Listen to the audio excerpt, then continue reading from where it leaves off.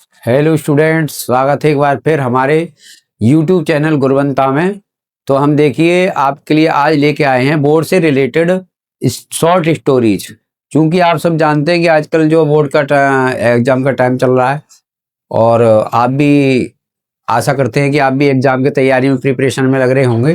तो उससे रिलेटेड बहुत ही इंपॉर्टेंट एक्सरसाइज आपके लिए हम लेके आए हैं और तो आप भी ध्यान से इस एक्सरसाइज को देखेंगे। शॉर्ट स्टोरी जो कि पेपर में 5 या 6 नंबर तक की आती है, 4 से तो कम आती ही नहीं है कभी कभी। तो आप ये देखेंगे कि आप किस प्रकार से स्टोरीज को ट्रांसलेट करेंगे और कहीं ना कहीं अगर हमें थोड़े से भी रूल्स पता हैं तो हम शॉर्ट स्टोरी को हम रूल्स के अकॉर्डिंग हम सेट करके ट्रांसलेट कर सकते हैं। और उसमें हमें मीनिंग्स भी पता होनी चाहिए, क्योंकि डिक्शनरी के विदाउट डिक्शनरी हम किसी भी स्टोरी को ट्रांसलेट नहीं कर सकते। क्योंकि हमारा जो मेन जो लैंग्वेज रहती है, हमारी मदर टंग वो हिंदी रहती है, तो हिंदी का माहौल रहता है सारे रूरल एरियाज में और इन पूरे उसमें। तो हम हिंदी की हेल्प लेकर ही इंग्लिश को अच्छी तरह से पढ़ सकते हैं, रीड कर से स्टडी कर सकते हैं। तो देखिए ये 4 से 5 6 नंबर तक की स्टोरी हमारी आती है। तो ये है, ये लिखा है short stories board related exercise. तो 2 स्टोरी हैं और ये मोस्टली आवश्यक नहीं कि यही आ जाए, लेकिन इसी अकॉर्डिंग सेम ऐसी स्टोरी ही बोर्ड में आ सकती है। बस मीनिंग चेंज होंगी और टॉपिक चेंज होगा, बाकी रूल्स सारे ग्रामर और ट्रांसलेशन के वही होंगे जो भी होंगे। तो देखिए सबसे पहले ये लिखा है शॉर्ट स्टोरीज संक्षिप्त कहानियां बोर्ड रिलेटेड एक्सरसाइज, बोर्ड से संबंधित एक्सरसाइज। ईयर 2018 में ये आया है। तो 18 में 2018 में ये बोर्ड में आई है, क्योंकि हमारे जो 75 जिलों में कई मंडलों में हमारा यूपी उत्तर प्रदेश बटा हुआ है। तो अलग अलग मंडलों में हमारे पेपर आते हैं। तो अलग अलग मंडलों के पेपरों से ये लास्ट ईयर के कुछ वर्षों में से ये हमने आपकी स्टोरी ली है। तो देखिए सबसे पहले ईयर 2018 वर्ष 2018 में, विज्ञान स्वयं में न तो अच्छा है और न बुरा, यह एक शक्ति है। यदि हम इसका प्रयोग बुद्धिपूर्वक करते हैं तो यह एक वरदान है। यदि हम विज्ञान का उपयोग मूर्खतापूर्ण करते हैं तो यह एक अभिशाप बन जाता है।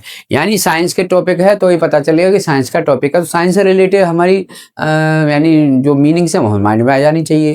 तो ये कहता है विज्ञान स्वयं में न तो अच्छा है और न बुरा, क्योंकि हम अच्छा भी बना सकते हैं बुरा भी बना सकते हैं। कहता है यह एक शक्ति है, यदि हम इसका प्रयोग यूज बुद्धिपूर्वक करते हैं तो ये यानी वाइजली करते हैं इसका प्रयोग तो ये हमारे लिए वरदान बन जाती है। लेकिन इसका हम मूर्खतापूर्ण करेंगे इसका प्रयोग तो ये अभिशाप बन जाती है, यानी कर्स बन जाती है। तो ट्रांसलेट करते हैं, देन नाउ स्टार्ट। ये कहता है विज्ञान स्वयं में न तो अच्छा है और न बुरा, तो science is itself is neither good और नॉर बैड। यानी साइंस ना तो अपने में अच्छा है ना तो बुरा है। Science itself is neither good और नॉट बैड।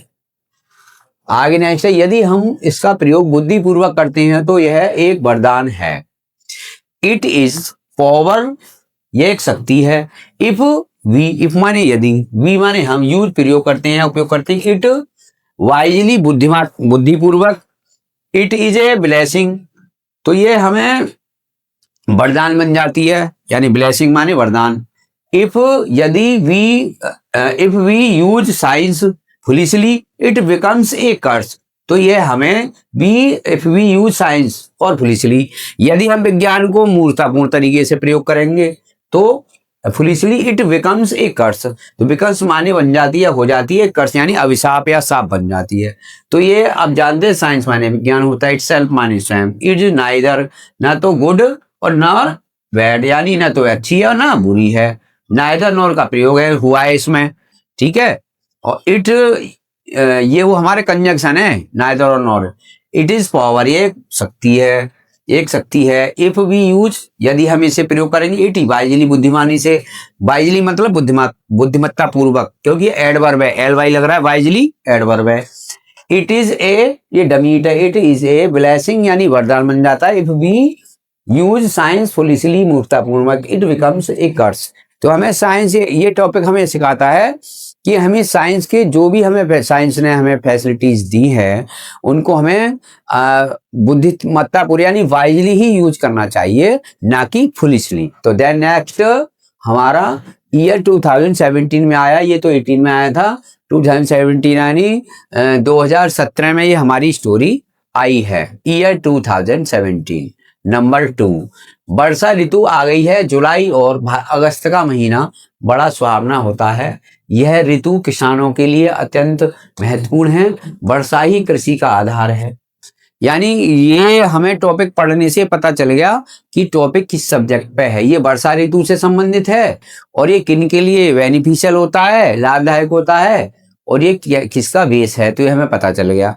ये कहता है वर्षा ऋतु, तो नाउ स्टार्ट करते हैं। वर्षा ऋतु आ गई है।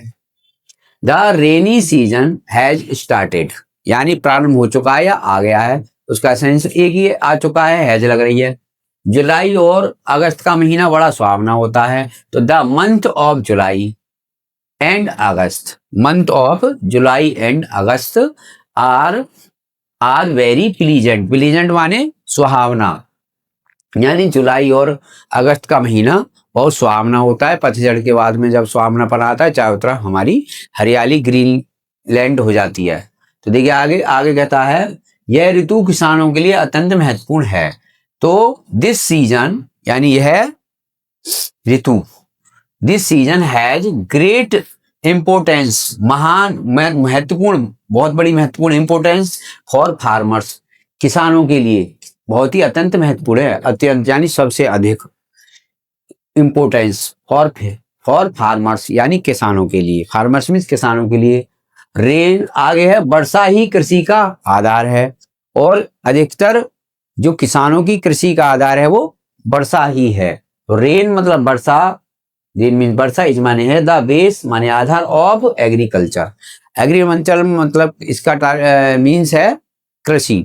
यानी तो हमारे ये जो दो टॉपिक हुए, हमने इन टॉपिक्स में पढ़ने के बाद पहले टॉपिक्स को पढ़ना मोस्टली फर्स्ट जो है, उसके बाद टॉपिक पढ़ने के बाद पता चल जाएगा कि टॉपिक किससे रिलेटेड है, और उससे रिलेटेड फिर मीनिंग्स हमारी माइंड में आ जाएंगी, और कुछ हम अन्य मीनिंग भी, क्योंकि मीनिंग की स्टूडेंट बहुत सारी होती हैं, अपोजिट भी होती हैं, और मीनिंग्स हमारे माइंड में आ जाएंगी। उसके बाद में हम फिर ग्रामर ट्रांसलेशन के जो रूल्स हैं उनको फॉलो करके और हम ये स्टोरी बना सकते हैं। और वाइजली बुद्धिमत्ता पूर्वक स्टोरी का हमें रीड करना है पहले, और रीड करने के बाद में उसमें से मीनिंग्स जो है ये चूज करना कि इजी मीनिंग का हम यानी सिलेक्ट करें इजी मीनिंग हमारे माइंड में, और उसके बाद फिर उनको जो है आगे ट्रांसलेट करें। तो इसमें बहुत सारी चीजें निकल के आती हैं, जैसे कि इटसेल्फ है, ये आप देखेंगे ये अलग प्रोनाउन है, फ्लेक्सिबल है ये। उसके बाद में ये है आपका ये एडवर्ब है, ठीक है, ये भी एडवर्ब है, फुलिशली है, वाइजली है, ठीक है ना। और ये ब्लेसिंग, इट इज ब्लेसिंग, तो ये क्या है, ये जीरंड है, ये उसके स्थान पे आ रहा है, ऑब्जेक्ट के स्थान पे। तो आप देखेंगे कि बहुत सारी चीज ग्रामर से रिलेटेड इसमें आती हैं। तो इसमें क्या एडजेक्टिव भी आ रहा है, कहीं कहीं देखिए एडजेक्टिव भी आया है। तो इसमें जैसे इम्पोर्टेंस और ये ग्रेट इम्पोर्टेंस है, ये है, और रेन अपने में ही सब्जेक्ट भी है और वर्ब भी है। तो ये सब बातें इसमें आपको ध्यान रखनी चाहिए। और जब भी अब बोर्ड का एग्जाम होने वाला है, जब आप इंग्लिश का पेपर हो 10th वाले जो भैया बहन हैं, वे उसमें मोस्टली इसको पहले रीड करेंगे अच्छे से और माइंड में अपनी मीनिंग लेकर आएंगे और ग्रामर ट्रांसलेशन के रूल फॉलो करके और उसको ट्रांसलेट करेंगे। तो I hope that like this video and share. Thank you for watching this video.